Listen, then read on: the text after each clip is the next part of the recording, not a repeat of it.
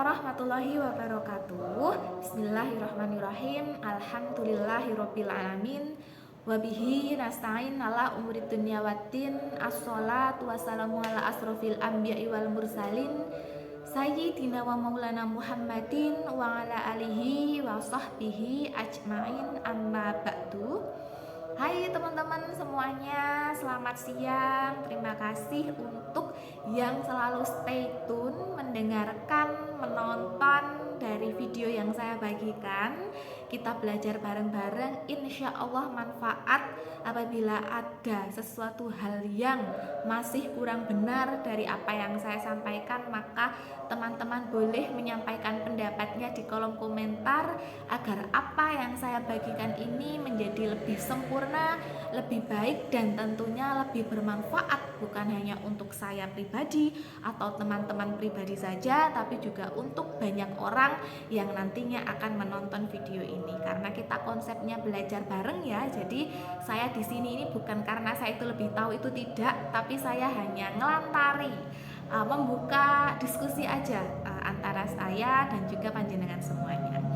Oke, kita masih akan belajar tentang seputar puasa Ramadan. Jadi kalau gini, saya itu membagikan konten-konten yang ringan, kelihatannya ringan gitu. Jadi tentang hal yang berkumur itu apakah membatalkan puasa atau tidak, kalau airnya kemasukan air, kalau telinganya kemasukan air itu membatalkan puasa atau tidak, kalau menangis itu membatalkan puasa atau tidak, kan gitu ya. Jadi kelihatannya itu simple, kelihatannya itu sepele, ringan gitu, karena seringkali kita itu belum tahu hukum aslinya, tapi kebanyakan pakai perasaan, apalagi perempuan ya. Perempuan kan cenderung pakai perasaan. Jadi misalkan kita menjumpai telinganya kemasukan air, kadang kita menghukuminya dengan perasaan, nggak batal deh kayaknya, kan nggak termakan gitu ya, kan nggak termakan ya gitu, dan nggak sengaja juga gitu, jadi kayaknya nggak ngebatalin deh gitu. Jadi seringkali kita menghukumi hanya dengan perasaan, padahal syariat itu sudah mengatur bagaimana hukumnya, dan kita juga sebagai umat muslim diwajibkan untuk menuntut ilmu agar kita tahu, dan amal yang kita lakukan, hal yang kita lakukan itu semuanya berdasar dengan hukum gitu. Jadi memang apa yang saya sampaikan itu kontennya ringan, tapi percayalah bahwa hal itu sering kali kita temukan dalam kehidupan sehari-hari. Maka ayo kita belajar dari hal yang ringan-ringan itu, sehingga nanti ilmu kita akan semakin tinggi. Dari hal yang ringan dulu. Kalau hal yang ringan sudah kita ketahui kan udah enak ya, kehidupan sehari-hari udah kita temui, kita tahu hukumnya, dan setelah itu kita belajar tentang hal-hal yang lebih dan lebih lagi gitu. Nah teman-teman, pada hari ini saya akan menyampaikan, membuka diskusi tentang apabila mandi. Gini, saya pernah mengatakan bahwa pada bulan Ramadan itu tidak boleh orang yang berpuasa itu berhubungan badan pada waktu siang hari. Siang harinya itu adalah dimulai setelah sahur sampai kita berbuka. Jadi setelah terbit fajar sampai tenggelamnya matahari. Jadi saat kita berpuasa itu kita tidak boleh berhubungan badan. Ketika kita melanggar, maka ada konsekuensi hukum atau ada denda yang harus kita tunaikan. Kita sudah bahas kemarin ya gitu. Jadi yang tidak diperbolehkan itu adalah ketika saat kita berpuasa.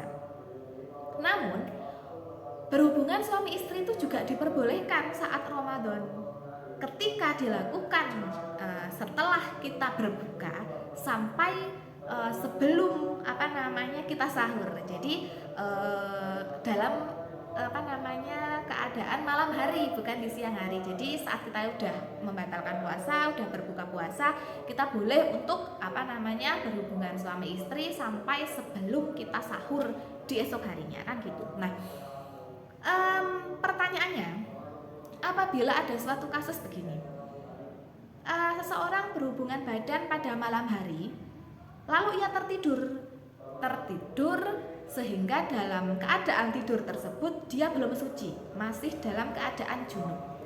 Kemudian dia bangun untuk bersahur, tapi bangunnya mepet banget dengan waktu imsak. Jadi mungkin dia bangun itu sekitar 15 menit sebelum imsak gitu. Dan dia masih dalam keadaan junub, dia belum mandi jinabat.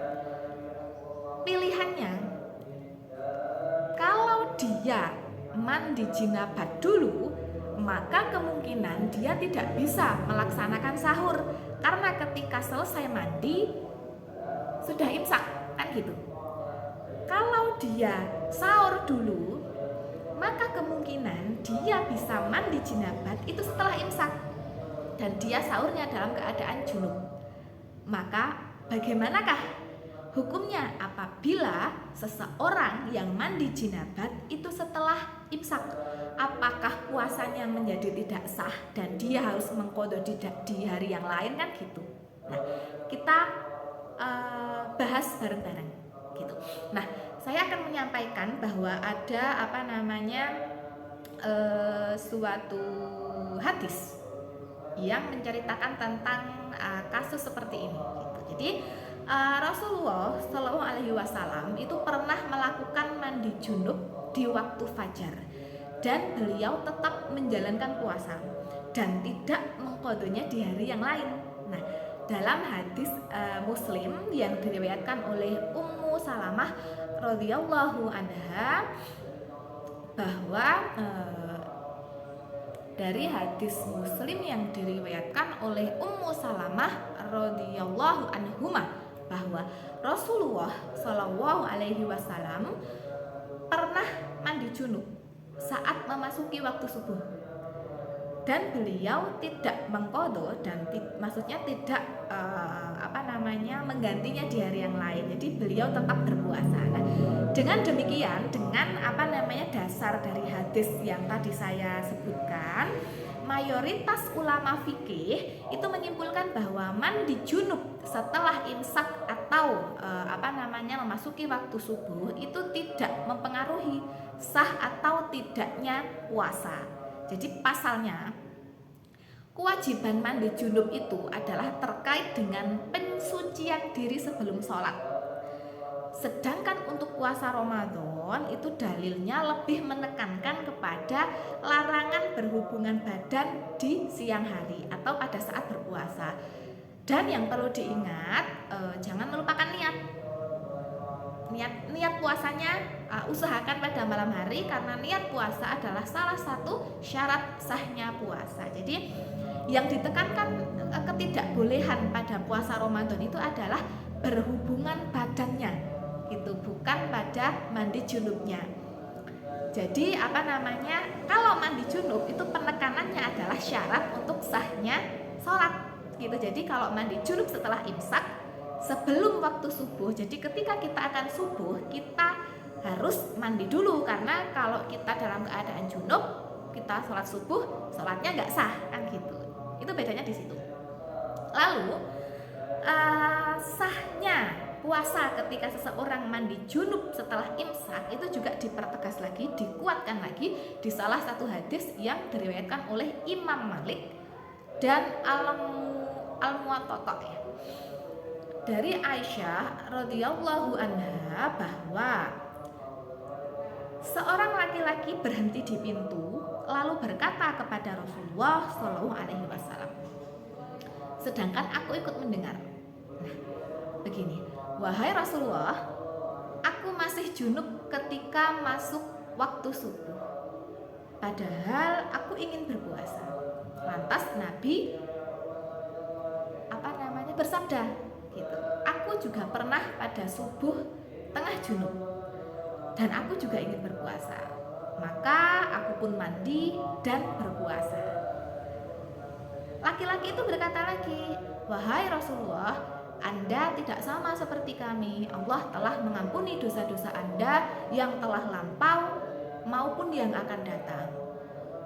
Rasulullah pun marah mendengar perkataan laki-laki tersebut. Lalu beliau bersabda, demi Allah, aku sangat berharap agar aku menjadi orang yang paling takut kepada Allah dibandingkan kalian semua. aku yang paling tahu dengan aturan yang bisa membuat aku bertakwa. Jadi hadis yang pertama tadi yang disampaikan oleh Ummu Salamah diperkuat lagi oleh hadis yang disampaikan oleh Aisyah, bahwa Rasul tengah dalam keadaan junub di waktu fajar, dan beliau mandi lalu berpuasa dan tidak mengqadha di hari yang lain. Jadi ketika kita bangunnya mungkin telat untuk sahur dan waktunya mepet dan malamnya juga tidak sempat untuk mandi jinabat, maka tidak perlu khawatir karena puasanya tetap sah walaupun mandi jinabatnya dilakukan setelah imsak. Namun alangkah lebih baiknya lagi bahwa ketika kita bisa melaksanakan mandi jinabat itu sebelum sahur. Jadi kita sahur sudah dalam keadaan suci seperti itu, walaupun itu tidak mempengaruhi sah atau tidaknya puasa, tapi alangkah lebih baik kan seperti itu. Nah gitu teman-teman, terima kasih banyak udah atensi, like, komen, subscribe, apalagi ya share. Jadi banyak yang dapat manfaat dari apa yang saya sampaikan.